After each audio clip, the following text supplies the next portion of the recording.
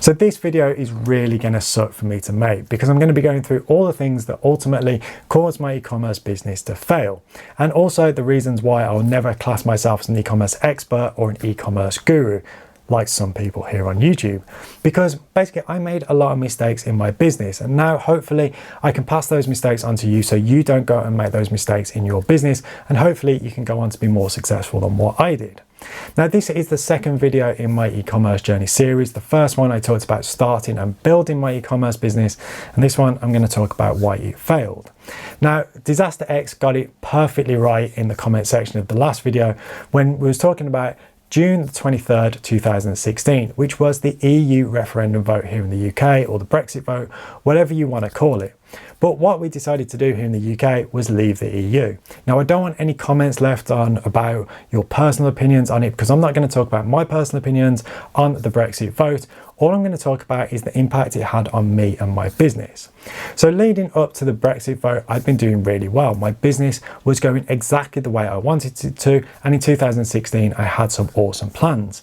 But June the 23rd rolled around and we voted to leave the EU. And what happens when there's a huge shift like that is there becomes political and economic instability. And what always happens as a result of that is non-essential and luxury retail goods will always take a hit when it comes to sales. It's just one of the things that happens. It's happened all throughout history. And jewelry falls slap bang in the middle of both of those two things. It's a non-essential item and it's a luxury item. So basically my business was bound to take a bit of a hit. And I knew this was going to happen, but I didn't think it would be anywhere near as drastic as what it was. And on the screen now is a chart showing my sales of 2015, 16 and 17.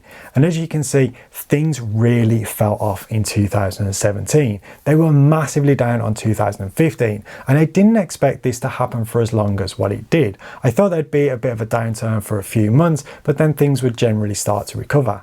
But they seemingly didn't, as is evidenced by that chart. In fact, things seemed to get worse and worse as every month rolled on. And 2017 was a really bad year for sales for me, but I also knew it was a bad year for sales for the industry in general. There's people I know in the trade who also said sales were down massively. So I was kind of glad to know it wasn't just me. But there was a huge decision that I made in 2017 that ultimately caused me to end up being a YouTuber rather than running an e-commerce business. Because throughout 2016, I'd been building my e-commerce website up, and I was using WooCommerce because it was the platform I felt most comfortable using. And what started to happen was in the early part of 2017, I was starting to get traffic to my site. Something was obviously working with my SEO because I was getting organic traffic. These were clicks from search engines, so Google, Yahoo, Bing. I was starting to rank in these search engines, which was awesome. And what started to happen was I started to get some sales to my e-commerce site, which I was super happy about. And I got to a pivotal point in 2017. I can't remember exactly when it was, but I got to a point where I basically come to a split in the road where I could either go left and focus on eBay or go to the right and focus on my own website, which was showing some promise. And obviously eBay wasn't really doing all that well. So I had a decision to make, and in hindsight, I know exactly which way I should have gone. I should have gone and done my own website. But what did I do? I went and focused on eBay. And this was a really stupid decision of mine. And looking back, I could kick myself numerous times. In fact, I could probably beat myself to a pulp over this decision because it was a really stupid decision. Because I'd obviously had a formula that was starting to work with my website. I was ranking, the products were the right price point because they range from around about £50 to up to around about £300, which is actually a really nice price point for e-commerce because it kind of falls into that impulse purchase range. People have got a little bit of disposable income every single month. They see something they like, they know they can afford it, they're going to go and buy it.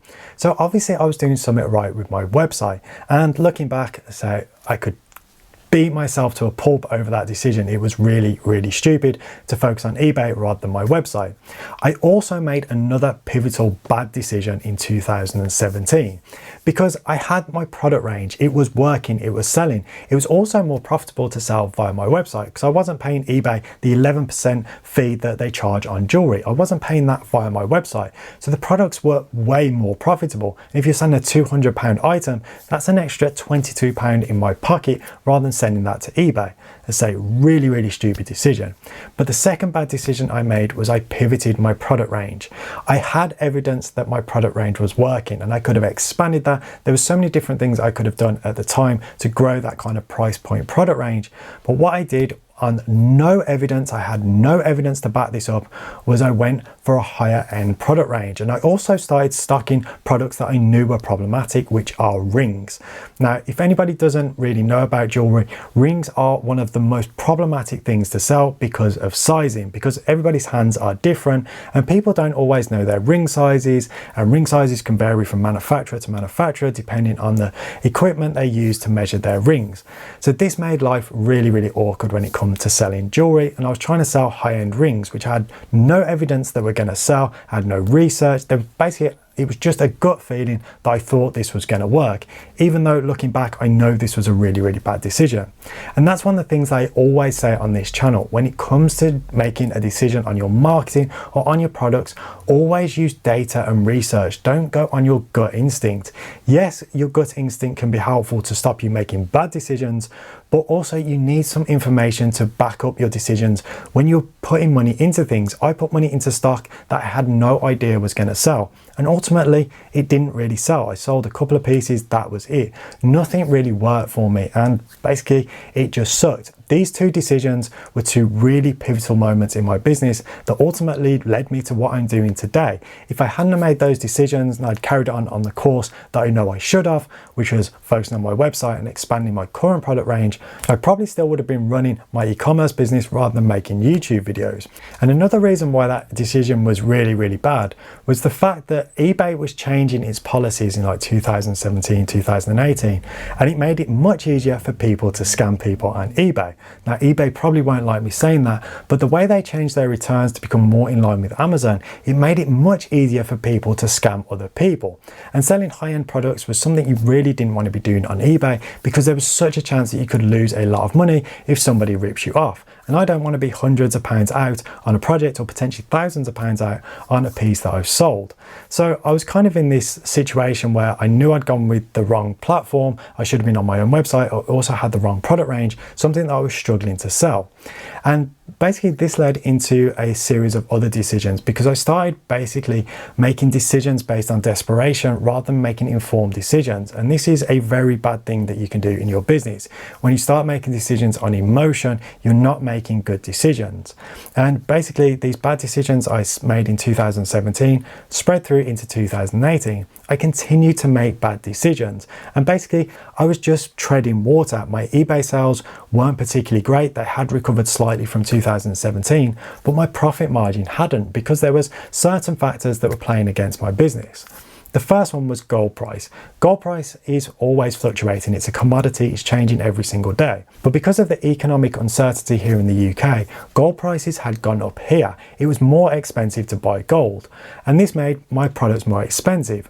But I couldn't really adjust the price that I was selling them at to reflect this increase in the cost price, because the competition had increased massively on eBay. When I first started selling on eBay, there was like 2 or 3 other people selling similar products to me.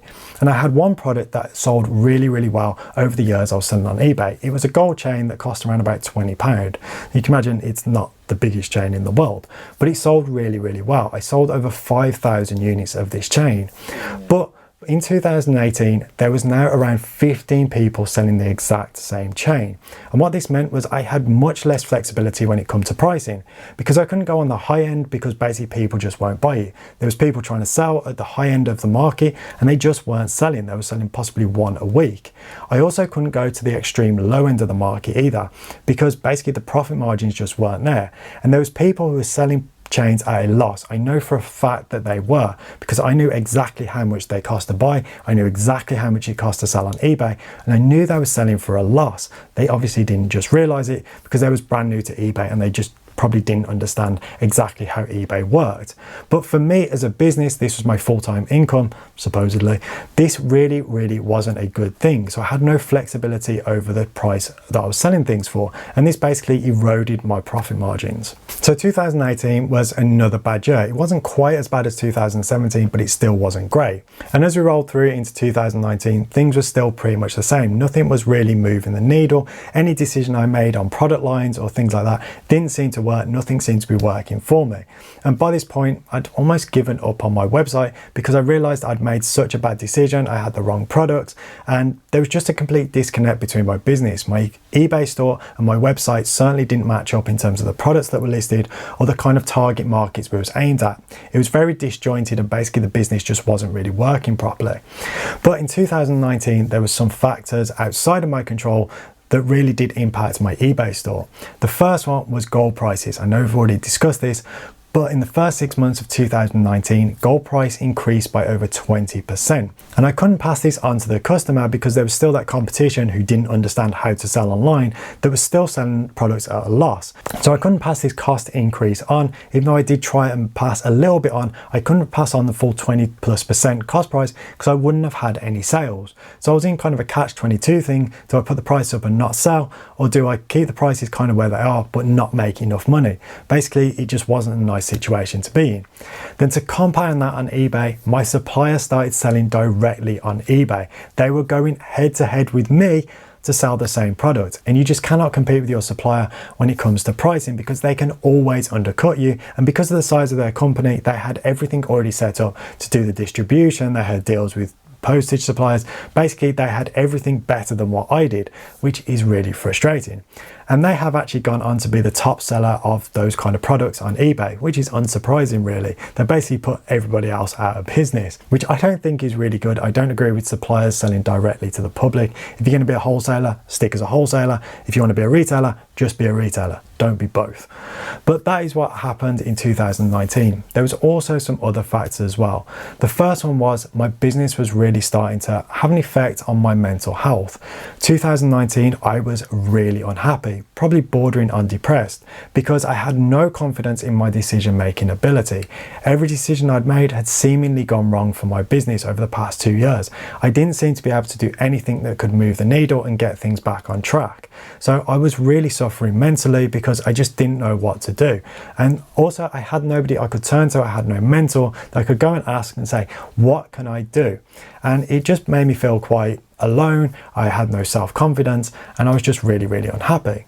Another thing that kind of compounded this as well was my return rate had increased a lot over the past 12 months. And this was something I couldn't understand and still don't fully understand to this day. Because prior to this, my average return rate on a monthly basis was around about 5%, which I think is perfectly acceptable for an e-commerce business. But in the last 12 to 18 months I was running my business, my return rate some months would go up to 20% plus. And this is huge. There's some days where I'd have every single order that I sent out come back to me. And when this is like 5 to 10 orders a day, you just don't know how to get your head around that. What am I doing wrong? Nothing's changed. It's the same product, the same service, pretty much the same price, but now people are sending more stuff back to me. I couldn't figure that one out and say I still don't understand it to this day. And it got to the point where I just dreaded opening my emails every single morning because I just knew that there was going to be an email from somebody who wasn't happy with their product, wanted to return things. And I just got to the point where I didn't want to deal with that. And this, as I say, was taking a really big mental toll on me. And also another thing was I lost my passion for what I was doing. I got to the point where I didn't want to know anything about jewelry. This is something I'd been doing for over 8 years now with my job prior to actually starting my business, and I had absolutely loved jewelry the whole period. That's why I went and become a gemologist and a diamond specialist, and I got to the point where I didn't want to do anything to do with jewelry. And I was actually doing a course learning a practical skill that I'd wanted to learn for years, and I just couldn't be bothered. And I realized how much an effect it was having on me because I just didn't want to do anything. I wanted out of my business, and I realized that I was starting to look for other opportunities. What else could I do online that I could make money from? How could I get out of my current situation? And when you've got one foot out the door, I think you need to make that decision. You're either 100% in or you're 100% out. You can't be half in, half out. If you're going to be doing this and this is your business, you need to be 100% dedicated to that business. And I just wasn't. Also, over the summer of 2019, a close family member had, that kind of life-changing news that isn't for the best. And it made me realize that life's too short to be doing something that I wasn't enjoying doing. Something that I wasn't enjoying getting up to and doing every single day. So in September 2019, nearly 7 years to the day when I started my business, I made the decision to close things down. And because I was running into the Christmas period, I knew it was the best time to basically go in and clear out all of my stock. And over that period, I sold off around about 90% of my stock, which I was really happy with. And also it was a bit of a fire sale. I was kind of discounting things because I just wanted them gone. Then as I rolled into 2019, I closed everything down. I closed my e-commerce website down. I removed all the listings from my eBay store, removed my subscription from that. Basically, I had no e-commerce business. It was time to move on to something new, which is what I'm going to cover in the next video, which is where I talk about why I started this YouTube channel and also why I started Ecommerce Gold as well. So if you want to know about that, make sure you hit the subscribe button and the notification bell. So that's why my e-commerce business failed. And I say failed, but I didn't go broke. I didn't go bankrupt. The business was still actually profitable up until the day when I closed it. It just wasn't profitable enough to sustain my life, basically. I wasn't making enough money every single month. And I knew I wanted to go and do something else. I wanted to try and go and rebuild my confidence. And my confidence has only really just started coming back when it comes to making business decisions, because basically I needed this business to start working in order to get that confidence back to go, yeah, you do actually know how to do things. You know how to make money. You know how to sustain yourself. So it's only just started coming back, and this channel has very much been a part of that. But that is why my e-commerce business failed, and hopefully you guys have learned something from this, learned from my mistakes that I made in my business that hopefully you don't make as well. And it's also why I feel that I can make these kind of videos and make advice videos, because I've been there and I've done the wrong thing. I'm not one of these people who everything went right for, as I've just said, but I want to be now in that situation where I'm telling you the things that you shouldn't be doing, the things you want to avoid, the mistakes that you don't want to make, because I've been there, I've done it, and it cost me my business. Ultimately, it also affected my mental health as well, which is something you don't want to happen. So hopefully you've learned something from this video, and hopefully other videos on my channel as well. And once again, it's also a reason why I'll never claim to be an e-commerce expert or guru, because I don't think I am. I just think I have some things that I can pass on that hopefully will be valuable to other people. So thank you so much for watching, guys. If you found this video helpful, I'd really appreciate it if you could drop a like on it, because this was a very difficult video for me to make, to put all basically my failures and all the things I did wrong on video and put it out there for the world to see. Also, if you'd like to support the channel, you can do by buying me a coffee using the link in the description below, and that is very much appreciated. So thank you so much for watching, guys. I really do appreciate it. Stay awesome, and I'll see you in the next one.